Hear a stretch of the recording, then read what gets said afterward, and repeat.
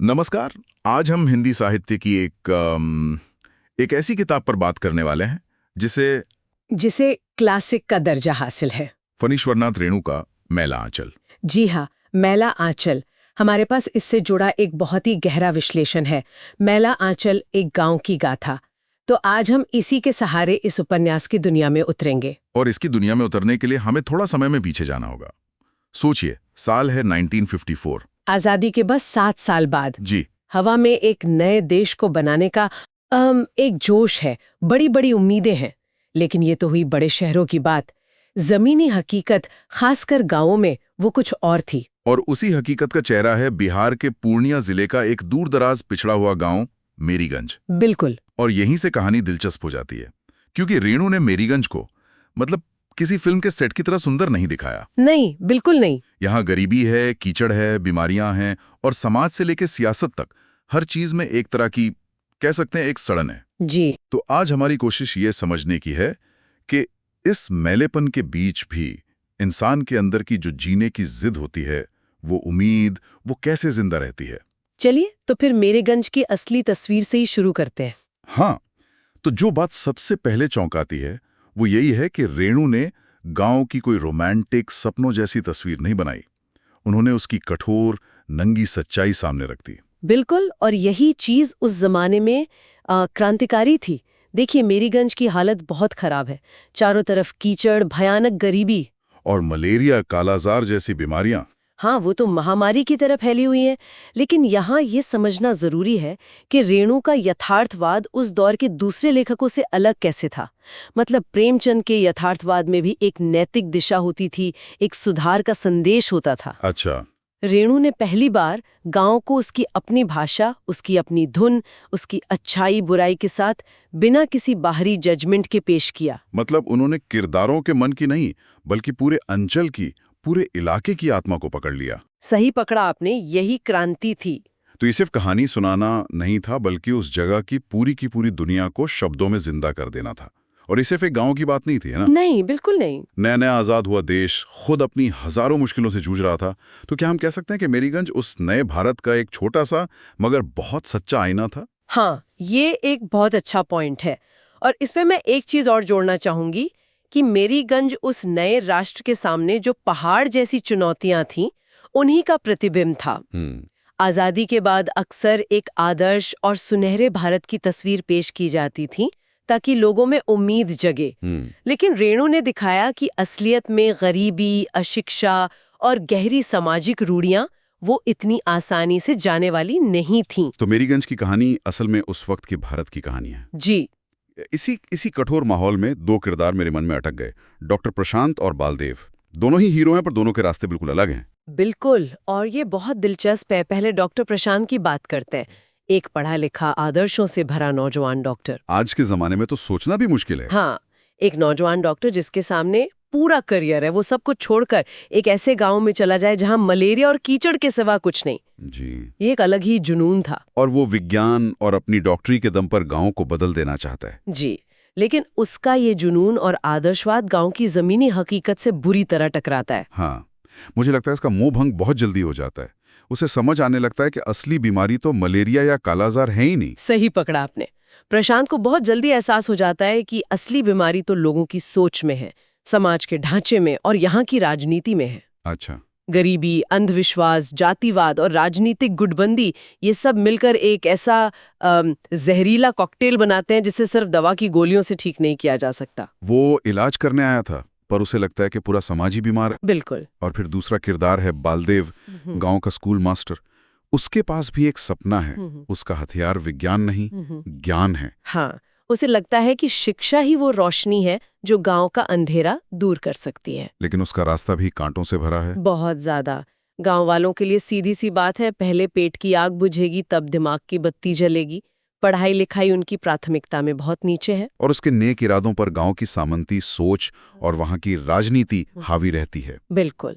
बदलाव से किसको फायदा होगा और किसको नुकसान, ये सारे हिसाब किताब बालदेव के आदर्शों पर भारी पड़ते हैं। मुझे ऐसा लगता है कि प्रशांत और बालदेव सिर्फ किरदार नहीं हैं, बल्कि दो अलग-अलग विचारों के प्रतीक हैं। बिल्कुल। एक विज्ञान से दुनिया बदलना चाहता है, दूसरा ज्ञान से, पर दोनों की टक्कर एक ही चट्टान से होती है। गांव की जड़ हो चुकी व्यवस्था से। जी, और इसी बात को अगर हम थोड़ा और खोलें तो ये दोनों किरदार आधुनिक सोच और उस पुरानी गहरी जमी हुई व्यवस्था के बीच के टकराव को दिखाते हैं। बिल्कुल। वे बदलाव के बीज बोने की कोशिश तो करते हैं, लेकिन जमीन इतनी पथरीली है कि अंकुर फूटना भी नामुमकिन सा लगता है। हाँ, उनकी कोशिशें हमें दिखाती हैं कि सिर्फ व्यक्तिगत अच्छाई से गहरी व्यवस्थागत समस्याओं को बदलना कितना मुश्किल है। ये जो व्यवस्था का टकराव है, ये सिर्फ राजनीति या विकास तक ही सीमित नहीं था, है ना? नहीं। ये तो लोगों की निजी जिंदगी में, उनके दिलों में भी उतर आया था, खासकर जब हम कमली और बालदेव की बात करते हैं। जी,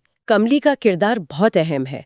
वो निचली समझी जाने वाली जाति से है, गरीब है, लेकिन उसमें एक मासूमियत और सुंदरता है। उसे अपने मास्टर जी यानी ऊंची जाति के बालदेव से प्रेम हो जाता है। और उस दौर में जहां आपका जन्म ही आपकी किस्मत तय कर देता था, ये प्रेम अपने आप में एक बगावत थी। एक खामोश बगावत जो उस पूरी सामाजिक व्यवस्था को चुनौती दे रही थी, जहां सब कुछ पहले से तय था।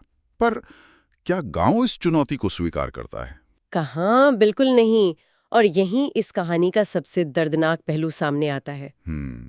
ये मासूम सा प्रेम गांव की गंदी राजनीति और सामाजिक पूर्वाग्रहों का शिकार बन जाता है। कमली को एक मोहरे की तरह इस्तेमाल किया जाता है। उसके प्रेम और उसकी इज्जत दोनों को कुचल दिया जाता है। ये दिखाता है कि उस व्यवस्था में औरतें, खासकर निचली जातियों की औरतें, कितनी असुरक्षित थीं। उन्हें इंसान कम और एक वस्तु ज्यादा समझा जाता था। तो कमली का किरदार उस शोषण और दर्द का प्रतीक बन जाता है, जो समाज के सबसे कमजोर लोगों के हिस्से आता है। हाँ, वो टूटती है पर मिटती नहीं। उसका किरदार उस गहरी पीड़ा का भी प्रतीक है और उस हिम्मत का भी जो अक्सर हाशिए पर रहने वाले लोगों में होती है।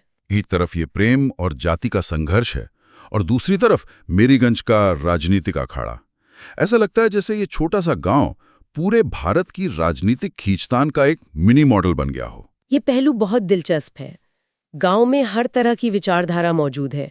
कम्युनिस्ट हैं, सोशलिस्ट हैं, सत्ताधारी कांग्रेस के नेता हैं, और सबके बीच सत्ता के लिए जबरदस्त खींचतान और गुटबाजी है। जी, रेणु ने दिखाया है कि कैसे आजादी के बाद की राजनीति सिर्फ आदर्शों की नहीं, बल्कि जमीनी पकड़ और स्वार्थ की लड़ाई बन गई थी। और जिस तरह चुनावी माहौल का जिक्र है, जहरीले नारे, भड़काऊ जुलूस, अफवाहें, ऐसा लगता है जैसे गांव का भाईचारा ही दांव पर लग गया हो। हाँ, पूरा गांव विचारधाराओं के नाम पर बुरी तरह बंट जाता है। बिल्कुल, और ये सिर्फ मेरीगंज में नहीं हो रहा था।